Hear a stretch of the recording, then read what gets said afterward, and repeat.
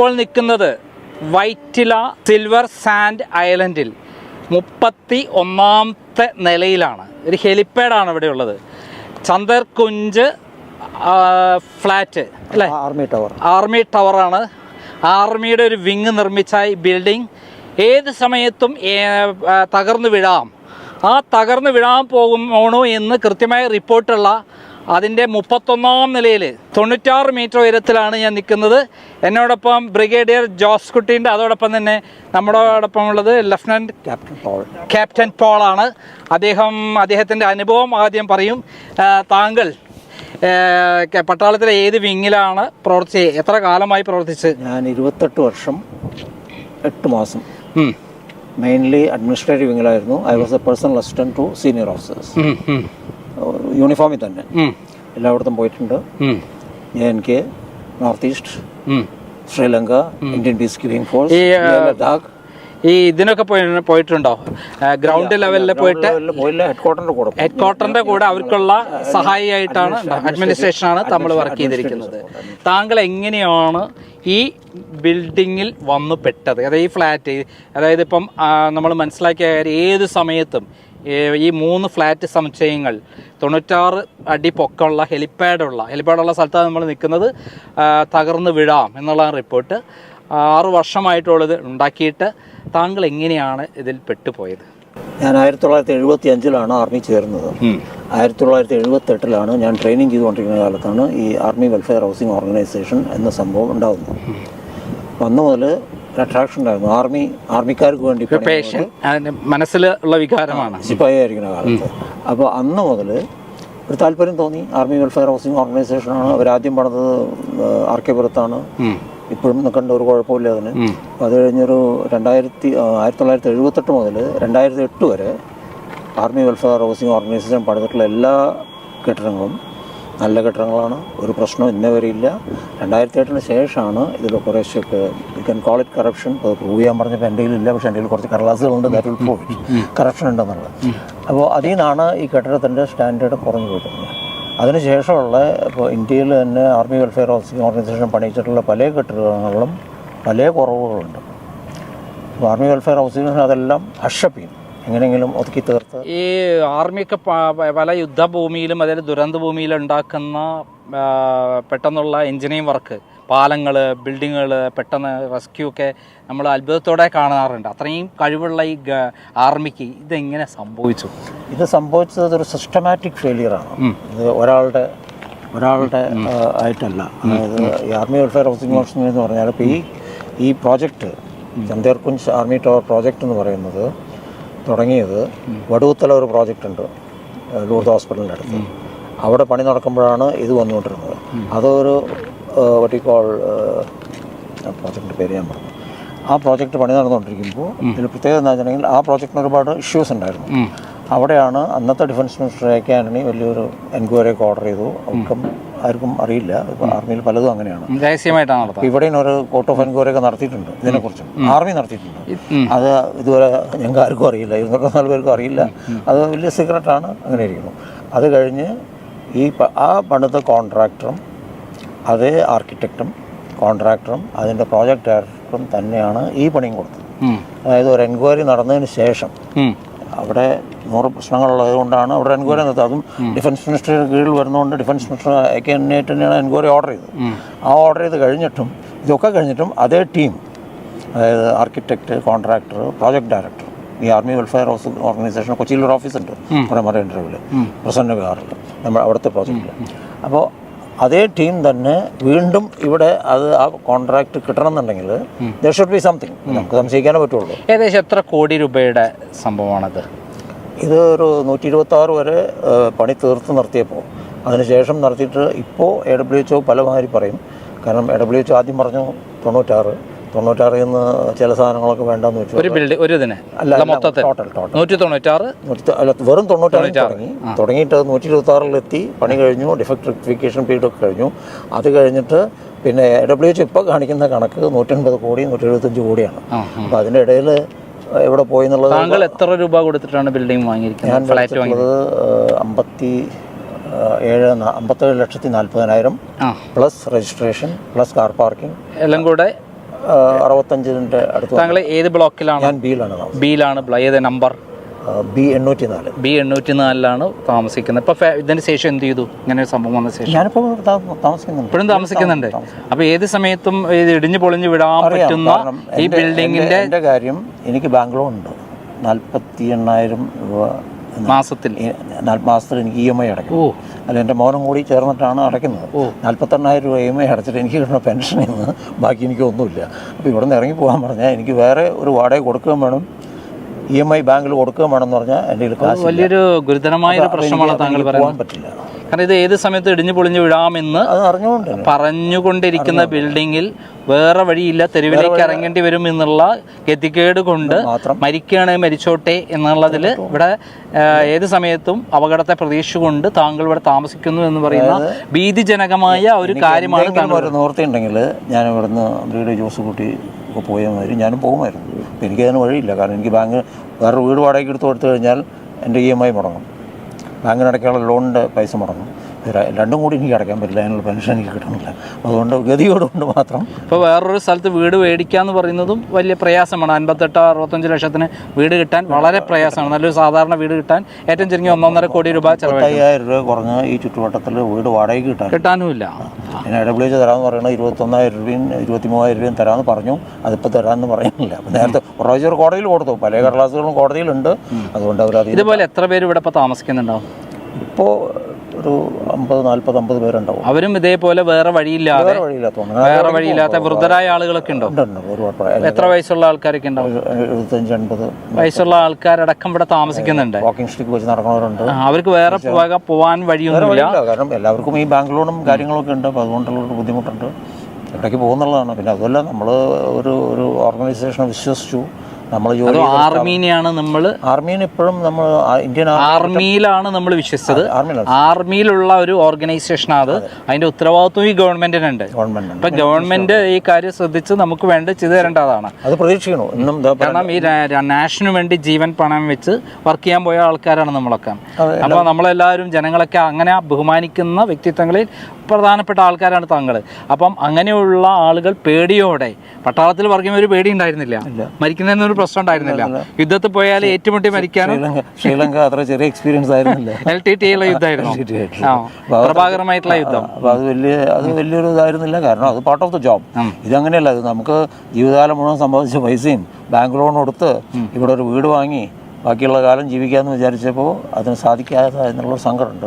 അതിനിപ്പോൾ ഇന്ത്യൻ ആർമീനെ കുറ്റം പറയില്ല. ഞാൻ ഈ പറഞ്ഞ പോലെ അതിനിടയിൽ ഇന്ത്യൻ ആർമിയുടെ ministry of defence, army head quarter, chief of the army staff എല്ലാവരും വരും. അതിൻ്റെ താഴെയുള്ളവർ വരും. ഇവരെല്ലാവരും ഇതിലുണ്ട്. അല്ല, ഇതിൽ നമ്മൾ കാണേണ്ട ഒരു കാര്യം, നമ്മൾക്ക് ഈ ഗവൺമെൻറ്റിൻ്റെ കീഴിലുള്ള ആർമി എന്ന് പറഞ്ഞാൽ ഇന്ത്യയിലെ ഏറ്റവും അവിഭാജ്യ ഘടകമാണ്. നമ്മൾ ഏറ്റവും അധികം അംഗീകരിക്കുന്ന, വിശ്വസിക്കുന്ന, രാജ്യത്തിൻ്റെ സുരക്ഷിതത്വത്തിൻ്റെ പ്രതീക്ഷിക്കുന്ന ഒരു വിങ്ങിൽ പ്രവർത്തിച്ചിട്ട് ആ വിങ് തന്നെ നമ്മളെ ചതിച്ചു എന്നാണല്ലോ നമുക്ക് പറയാനുള്ളത്. ഇത് ചതി തന്നെയാണ്. അത് ചതിയല്ല എന്ന് പറയാൻ പറ്റില്ലല്ലോ. ആർമിക്കാണല്ലോ കുറ്റം വരുന്നത്. നമ്മൾ ഇത്രയും കാലം സേവനം നടത്തിയിട്ടുള്ള ആ ആർമി തന്നെയാണ് നമ്മളെ ശിഷ്ടകാലം ഇങ്ങനെ ഭീകരമായ മാനസിക സമ്മർദ്ദത്തിൽപ്പെടുത്തി നമ്മളെ ഇവിടെ എത്ര 156 കുടുംബങ്ങൾ ഇപ്പോഴും പുറത്തു പോകാൻ പറ്റാതെ കഴിയുമെന്ന് പറയാൻ ഏത് സമയത്ത് ഇടിഞ്ഞു പൊളിഞ്ഞു വീഴാമെന്ന വീഡിയോ. ഒരിക്കലും ഞാനൊക്കെ ഒരു ഭീതിയോട് കൂടിയിട്ടാണ് അതിൻ്റെ ഉള്ളിൽ. ഞാൻ പല വർക്കിനും പോയിട്ട് പല ആളുകളും ഇവിടെ പോലീസുകാർ എൻക്വയറിക്ക് വരും, ഓരോരുത്തർ എൻക്വയറിക്ക് വരും, വിജിലൻസുകാർ വരും. അവരൊക്കെ വന്നിട്ട് നമുക്ക് പുറത്ത് വന്നിട്ട് സംസാരിക്കാം. അവരെ ബോഡി സുരക്ഷിതമാക്കിയിട്ടാണ് നമ്മളിവിടെ നിൽക്കുന്ന ഒരു സാഹസ്യമായ പ്രവൃത്തിയാണ്. കാരണം ഈ ബിൽഡിംഗ് പൊളിഞ്ഞ് ഏത് സമയത്തും വീഴാം എന്നുള്ള സ്ഥലത്താണ് നമ്മൾ ഏറ്റവും ടോപ്പിൽ 96 അടി ഉയരത്തിലുള്ള ബിൽഡിങ്ങിന്റെ ടോപ്പിൽ നിൽക്കുന്നത്. അതൊരു അത്ഭുതകരമായ ഒരു കാര്യമാണ്. അപ്പം നമുക്ക് ഇതൊന്ന് പരിചയപ്പെടുത്താമോ? ഈ ബിൽഡിങ്ങിന്റെ ഏറ്റവും ടോപ്പുള്ള നമുക്കൊന്ന് സ്ഥലങ്ങളൊന്ന് ചൂണ്ടിക്കാണിക്കാമോ? പറഞ്ഞാൽ അധികം എടുത്തു. എങ്ങനെയാണ് ഇവിടുന്ന് ഒരു ഭാഗത്ത് നടക്കാം? ഇത് മെട്രോ റെയിൽവേയും തുടങ്ങാം, ബസ് സ്റ്റാൻഡും തുടങ്ങാം. അത് തൃപ്പൂണിത്തുറ ഭാഗത്തേക്കുള്ള പോണ ട്രെയിനാണ്. അതിൽ തൃപ്പൂണിത്തുറ ട്രെയിൻ പോയിക്കൊണ്ടിരിക്കുന്നു. ഇത് മെട്രോ റെയിൽവേ ആണ്. അത് ഫസ്റ്റ് റോഡ് എന്ന് പറയുന്നത് ഇങ്ങോട്ടാണ്, അല്ല രണ്ടാമത്തെയാണ്. ഇത് ഈ തൊട്ടടുത്തുള്ളത് ഈ ഹബ് എന്നുള്ള റോഡ് വന്ന് തൃപ്പൂണിത്തുറ സിറ്റിയിലേക്ക് പോണ റോഡാണ്, വൈറ്റ്ല. റൈറ്റിലേക്ക് പോയാൽ വൈറ്റില, മറ്റേത് വൈറ്റില പാലമാണ്. അത് വൈറ്റില. അതിന്റെ മുകളിൽ കാണുന്നത് മെട്രോ റെയിൽവേ ആണ്. പിന്നെ ഇവിടുന്ന് ദൂരേക്ക് കാണുന്ന വലിയ ബിൽഡിങ്ങുകളൊക്കെയാണ് കാണുന്നത്, സിറ്റിയാണ് കാണുന്നത് കംപ്ലീറ്റ്. മുഴുവൻ വാട്ടർ മെട്രോ ആണ് അത് പോയിക്കൊണ്ടിരിക്കുന്നത്, വാട്ടർ മെട്രോ വന്നുകൊണ്ടിരിക്കുന്നത്. വെള്ളത്തിന്റെ സമ്മർദ്ദം കാരണം ഭൂമിക്ക് ഈ ബേസിലേക്ക്, അതായത് കാർ പാർക്കിങ്ങിലേക്ക് വെള്ളം തള്ളിക്കൊണ്ടിരിക്കുക, പൊട്ടി തകർന്നുകൊണ്ടിരിക്കുകയാണ്. അത് തകർന്നാൽ തന്നെ ഈ ബിൽഡിംഗ് തകർന്നു. അങ്ങനെ ഒരു അവസ്ഥയാണ് ഈ ബിൽഡിങ്ങിനുള്ളത്. ഇത് രണ്ടാമത്തെ ബിൽഡിംഗ് അല്ലേ? ഇത് ബി ആണ്. ഇതേപോലെ ഹൈറ്റുള്ള, ഇതിനെക്കാട് ഹൈറ്റ് ഉണ്ടോ? അത് സെയിം ഹൈറ്റുള്ള ഒരു ബിൽഡിംഗ് ആണ്. അതിന്റെ പൊസിഷൻ, സ്ഥിതിയാണ് നമ്മൾ ഏത് സമയത്തും പൊട്ടിപ്പൊളിഞ്ഞ് കിടക്കാവുന്ന, വീടാവുന്ന രൂപത്തിൽ കിടക്കുന്ന. അതിലും താമസക്കാരുണ്ടോ? അതിലാണ് താമസിക്കുന്നത് താങ്കളൊക്കെ ആ ഇതിലാണ് താമസിക്കുന്നത് അല്ലേ? ഭീകരമായ ചിന്തിക്കാൻ പോലും പറ്റാത്തൊരു കാര്യമാണത്. പിന്നെ ഈ ബിൽഡിംഗ് അത് നന്മ ഒരു പുതിയ പ്രോജക്റ്റ്, അത് ഇതിലുള്ളതാണോ? സിൽവർ, നമ്മുടെ ഇതിൽപ്പെട്ട സിൽവർ ഐലൻഡ് തന്നെ. സിൽവർ ഇത് ഒരു കൊല്ലം കൊണ്ട് പണി തീർത്തതാണ്. ഒരു പ്രശ്നം അവിടെ ഇല്ല. പ്രശ്നം ഇപ്പൊ പണിത് കഴിഞ്ഞിട്ടുള്ളൂ, മുഴുവൻ ഓക്യുപ്പൈ ചെയ്തിട്ടില്ല. പക്ഷെ അതിനാണ് ആർമി വെൽഫെയർ ഓർഗനൈസേഷൻ പറയുന്നത് 10 വർഷം വേണം പണിയാൻ. അത് ഒരു വർഷം കൊണ്ട് ചെയ്ത് കാണിച്ചു. ഇതേ ഹൈറ്റുള്ള സാധനം തന്നെ ബിൽഡിംഗ് ആണത്. അത് എത്ര ഫ്ലോർ? 26 നിലയുള്ള, ഇതിനേക്കാൾ കൂടുതൽ ഫ്ലാറ്റുകൾ അതിനകത്തുണ്ട് തോന്നുന്നു. ഒരേ സ്ഥലത്ത് തന്നെ ഫ്ലാറ്റുകളുണ്ട്. ഇവിടെ ഇതിപ്പോ കാണുന്നത് ഹെലിപ്പാഡാണ്. ഇവിടെ ഒരു ഹെലികോപ്റ്റർ ഇന്നത്തെ അവസ്ഥയിൽ ഇറങ്ങുകയാണെങ്കിൽ ഈ ബിൽഡിങ്ങുകളെ സ്ഥിതി എന്തായിരിക്കും? സ്ഥിതി വളരെ, അതിൻ്റെ വെയിറ്റ് താങ്ങാൻ പറ്റില്ല. ഹെലികോപ്റ്റർ താങ്ങില്ല. അത് ഹെലികോപ്റ്റർ പൊങ്ങിപ്പോവും, ബിൽഡിംഗ് താഴെ പോയി ഹെലികോപ്റ്റർ പൊളിപ്പോവും. പക്ഷേ ഹെലിപ്പാഡ് താഴെ പോവും. അതിൻ്റെ കൂട്ടത്തിൽ അതിൻ്റെ താഴെയുള്ള ഈ ബിൽഡിങ്ങുകൾ കംപ്ലീറ്റ് തകർന്ന്. മാത്രമല്ല ഇപ്പം അത്ര വേണമെന്നില്ല, കുറച്ചും കൂടി എക്സാക്റ്റായിട്ട് പറയുകയാണെങ്കിൽ ഹെലികോപ്റ്റർ പറന്നു കഴിഞ്ഞാൽ ഇതിൻ്റെ പല സൺഷെയ്ഡും പൊട്ടി പൊളിഞ്ഞ് നിൽക്കുന്നതെല്ലാം ഒരു തള്ളൽ വന്നു കഴിഞ്ഞാൽ തന്നെ ഈ ബിൽഡിംഗ് തകർന്ന് താഴേക്ക് വീഴും. ഒരു മൈൽഡ് ഒരു ട്രമർ ഉണ്ടായാൽ മതി. ഇവിടെ ഒരു കൊടുങ്കാറ്റുണ്ടായാൽ തന്നെ ഈ ബിൽഡിംഗ് ഉണ്ടായാലും ഉണ്ടാവും. ഒരു ചെറിയ ഒരു എർത്ത്ക്വേക്ക് എന്ന് പറയണ്ട, ചെറിയ ഇളക്കുണ്ടായാൽ തന്നെ, ഷിവർ വന്നാൽ തന്നെ ഇതിന്റെ കഥ കഴിയും. ബേസ്മെന്റ് കണ്ടുള്ളൂ, ബേസ്മെന്റിലാണ് നിൽക്കണം. ബീമുകളുടെയും തൂണിന്റെയും ബീമിന്റെ ഒക്കെ കണ്ടു. അപ്പോൾ അതും അതിൻ്റെ നീളവും അതിനിടയിൽ സപ്പോർട്ടില്ല എന്നുള്ളത്, അതായത് അതിൽ ഡിസൈനിൽ തന്നെ ഫ്ലോസ് ഉണ്ട്. അത് എല്ലാ എഞ്ചിനീയേഴ്സും പറഞ്ഞിട്ടുണ്ട്. ഇവിടെ കൊച്ചിയിലെ ചീഫ് എഞ്ചിനീയർ റിപ്പോർട്ടുണ്ട്, MES ഉണ്ട്. ചീഫ് എഞ്ചിനീയർ ബ്രിഗേഡിയർ റാങ്കാണ്, സിവിലിയനാണ്. അങ്ങനെ എഴുതുന്നുണ്ട്. ഇങ്ങനെ പലയിടത്തും തൂണില്ലാത്ത സാറ് റിപ്പോർട്ട് പഠിച്ചു കാണും ചിലപ്പോൾ. ചീഫ് എഞ്ചിനീയർ അളഗിരി സ്വാമിയുടെ പബ്ലിക്കിൽ വേണ്ടല്ലോ, പബ്ലിക്കിൻ്റെ കയ്യിൽ ഒന്നുമില്ലല്ലോ. AWH കൊണ്ട് ഒന്നും പബ്ലിക്കിൻ്റെ ഇല്ല, എൻ്റെ കയ്യിലുണ്ടാവുള്ളൂ. അത് മാത്രമല്ല, അപ്പോൾ അതുപോലെ അത് എല്ലാവരും ഇതുപോലെ കണ്ടിട്ടുള്ള ആളുകൾ 2020 18 പണി തുടങ്ങി 20 മാറത്തനേഷ്യസ് കോളേജിൽ നിന്ന് 2 പ്രൊഫസർമാർ വന്നു, ഒക്കെ നോക്കിപ്പോയി. അന്ന് അവർ പറഞ്ഞു. അതിനുശേഷം IIT ചെന്നൈക്കാരെ കൊണ്ടുവന്നു. അവർ പറഞ്ഞു, അവിടെ പ്രൊഫസർ രാധാകൃഷ്ണ പിള്ള വന്നിട്ട് ആ ഒറ്റ കാര്യം പറഞ്ഞു. ഞാനൊരു 40 അടി എന്നുള്ള ടീം പറഞ്ഞില്ലേ, അങ്ങേറ് കോണി വെച്ച് കയറി ഒന്ന് പൊട്ടിച്ച് കാണിക്കാമെന്ന് ചോദിച്ചു. അധികാരപ്പെട്ടവരൊക്കെ ഉണ്ടാവുമെന്ന് പറഞ്ഞ് പൊട്ടിച്ചു. ഒരു കമ്പി കണ്ടു. ആ കമ്പിയും വന്ന് കൈ വിരൽ വെച്ചിട്ട് ഇങ്ങനെ പറഞ്ഞു, ഇനി എനിക്ക് ഈ കെട്ടിടത്തിലൊന്നും കാണണ്ട. കംപ്ലീറ്റ് 5 കൊല്ലം മുമ്പ്, അതായത് ഉണ്ടാക്കിയ സമയത്ത് 1 കൊല്ലം മുമ്പ്, 2019 2 കൊല്ലം കഴിഞ്ഞു. 2 കൊല്ലം കഴിഞ്ഞിട്ട് അങ്ങേരെ അത് തൊട്ടിൽ പറഞ്ഞു, എനിക്ക് ഇതിന് കെട്ടിടത്തിലൊന്നും കാണണ്ട. അങ്ങേരെ റിപ്പോർട്ട് അയച്ചിട്ടുണ്ട്. അതിൽ വളരെ കൃത്യമായിട്ട് പറഞ്ഞിട്ടുണ്ട്. ഒരു റിപ്പോർട്ടല്ല, അവർ 2-3 റിപ്പോർട്ട് നടത്തി.